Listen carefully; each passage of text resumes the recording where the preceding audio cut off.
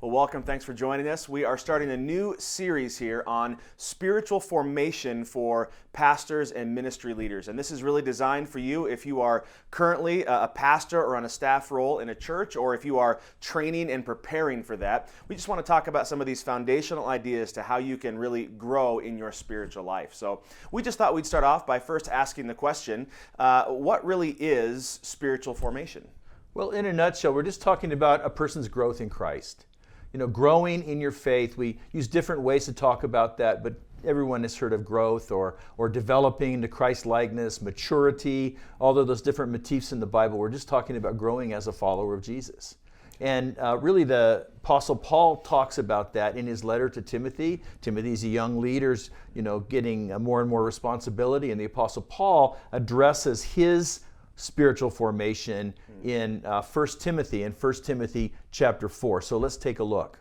Verse 7 says, "Do not waste time arguing over godless ideas and old wives' tales. Instead, train yourself to be godly." That's the key thing. And then let's look down at verse 16, where Paul tells Timothy, "Keep a close watch on how you live and on your teaching. Stay true to what is right for the sake of your own salvation and the salvation of those who hear you."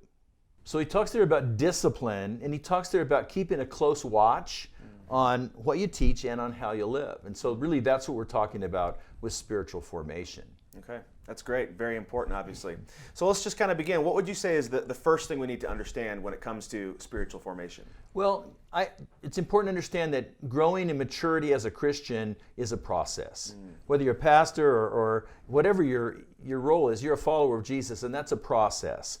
And that means that we're not going to arrive overnight. We keep working at it our whole life long, really, a whole lifetime of growth. And so on one hand, it's like, don't be discouraged if you're not as far along as you expect it to be, because you're still working at it. On the other hand, don't become complacent, because you never reach an age where you don't continue to grow, where you've got it all together. And so keep in mind that really it's a process. Yeah, I completely agree. I think probably one of the most dangerous mentalities you can have is if you get to that point where you're like, I've kind of got this, I've been doing this a while, I'm good, and I'll just stay there. We always have to keep moving forward and always growing. Yeah. And that kind of leads us to this next idea I think talk about, which I think is important, which is this idea of, do you think spiritual formation happens sort of just automatically when you're in ministry? Yeah, that's a great question, because I think a lot of people think maybe it does. That I'm a pastor, so I'm going to be mature. It doesn't happen unless you address it. It's not automatic. Just because you're on the staff of a church doesn't mean you're mature and growing spiritually. Just because you have a theological education doesn't mean, in fact, theological education can often work against spiritual formation, because you're so busy in seminary you don't have time to ever really address your inner life, because you have another test coming up every single day. And in ministry, it's also easy to shortcut it, because you feel like, I'm going to put on an image of maturity for the sake of the congregation. I get called into a counseling situation and I have to be wise, or I'm preparing for a sermon, and so I'm in the Bible to read for my sermon. But it would be easy to neglect the interior aspects of my own relationship with God just because I'm in that role. Yeah.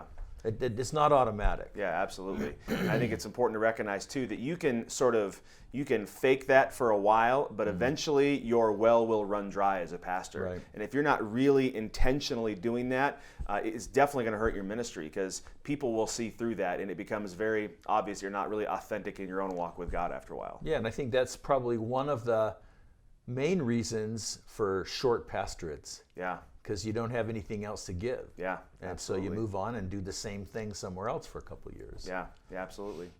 Well, let's kind of talk now about, we've talked about some of the different aspects when it comes to being spiritually formed. So what would you say is kind of the first aspect to it? Well, I want to identify two aspects. Let's talk about the personal and the interpersonal. So the personal aspect is the private element of my relationship with God. It's the vertical, you could say. It's what am I doing when I'm alone with God to cultivate that relationship in my Bible study, my prayer time, my own personal worship, different spiritual disciplines we'll talk about later in this series. Later, we'll identify some ways to cultivate, but it's important to understand that there is this vertical, this personal element. And then along with that, there's the horizontal element, the interpersonal element, that my spiritual formation really depends on other people as well. So I can't just rely on other people. There's got to be the private part, but I can't just rely on the private part. There's also relationship, because God has designed the church to work in a certain way that He uses people in our lives. He uses their mistakes and their foolishness and their problem issues in my life to help me grow. He uses their encouragement. He uses someone who might need to confront me about something.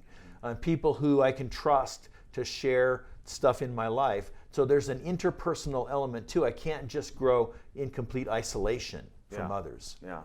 And I think, even as you're saying that, it's striking me that with both those elements, the personal and the interpersonal, we can't turn those simply into ministry or our job.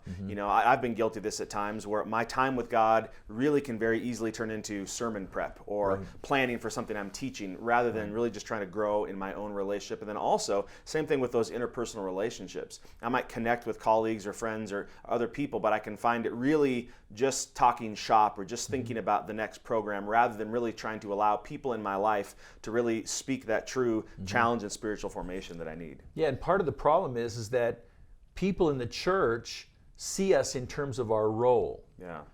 And sometimes we want them to see us in terms of our role, because that gives us a little buffer relationally. But if they'd see, it's easy to fall into that. We're encouraged to just see it's the role, it's my job, and to get into that kind of clock in, clock out, rather than really developing that relationship with God. Yeah, absolutely.